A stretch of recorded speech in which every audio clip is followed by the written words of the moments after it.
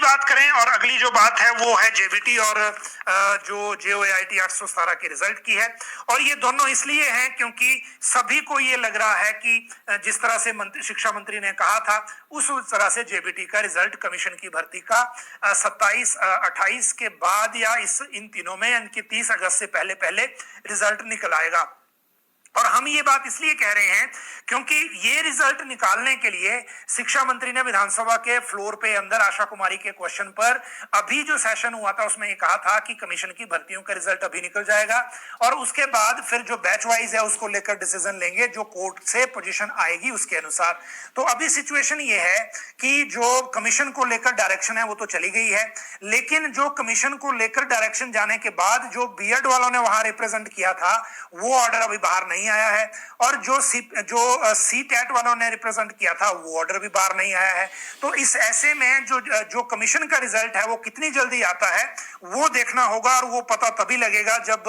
Result ये घोषित कर देंगे, क्योंकि रिजल्ट जो है जैसे आपको पता है एक मैटर ऑफ सीक्रेसी होता है। इसमें हम even journalistic point of view से भी फिक्स डेट इस बारे में नहीं पूछ सकते, और यही वजह है कि जो अभी भी क्लैरिटी नहीं है कि इसके रिजल्ट को लेकर कब ये सिचुएशन होगी। लेकिन आज क्योंकि जिस तरह से मंत्री ने कहा था कि इसी महीने आ जाएगा, तो इसी महीने आने में अब कुछ ही दिन बचे हैं। अगर आ गया तो ठीक, नहीं तो मंत्री जी जो है वो फ्लोर में बोलने के बावजूद इसमें झूठे साबित हो जाएंगे। और इसीलिए शिक्षा विभाग को भी इस बारे में आयोग के साथ बातचीत करनी चाहिए, ताकि अगर कोई दिक्कत या कोई क्लैरिटी के मामले में कोई प्रॉब्लम हो तो इस बारे में क्लैरिटी हो जाए, ताकि जो चीजें जो मंत्री जी ने हाउस में कहा है उसको ऑनर किया जा सके।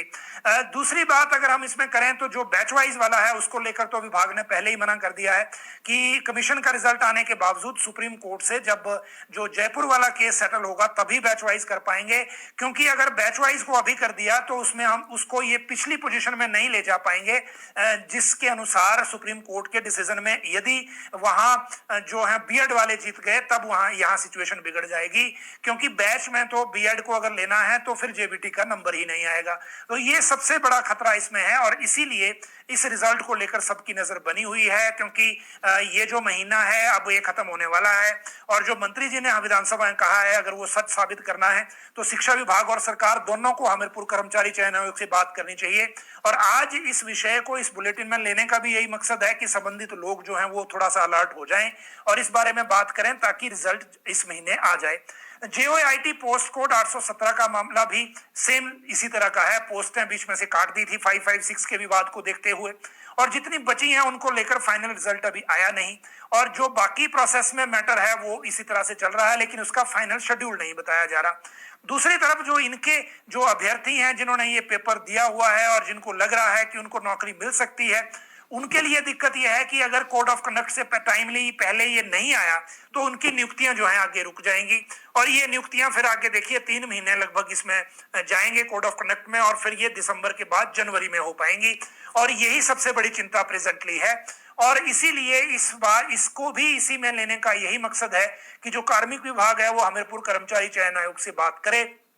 क्योंकि परसों जब हमने बात की थी तो ये कहा गया था कि अब भी हम 817 के रिजल्ट को लेकर फाइनली डेट नहीं बता सकते, क्योंकि इसमें अभी वो स्टेज नहीं है कि हम ये डेट बता सकें कि रिजल्ट आएगा कब। तो इसी कारण जो चीजें हैं वो अभी क्लैरिटी के साथ होना बाकी है, और यही वजह है कि ये तीनों मामले हमने इस बुलेटिन में आपके साथ डिस्कशन में लिए हैं। जहां तक और चीजें हैं वो मैंने आपके साथ बात करी ली, और बाकी जब ये प्रोसेस जो है वो फाइनेंस से बाकी सारी चीजों का क्लियर होगा तो उनके बारे में भी बात करेंगे। फिलहाल ना तो जो फॉर्मूला एरियर का फाइनल हुआ है ना ही फॉर्मूला डीए का फाइनल हुआ है, और इन दोनों के फॉर्मूले के बीच में सिर्फ जो सचिवालय की कर्मचारी एसोसिएशन को एसीएस फाइनेंस ने कल कहा था कि डीए को लेकर हम सितंबर में कुछ करेंगे, और बात वो ऑब्वियस भी है और बात वो समझ में भी आती है, क्योंकि सरकार की जितनी देनदारी है वो अगले महीने ही होनी है। उसके बाद फिर जो एम्प्लॉइज के लिए एक तरह से सरकार का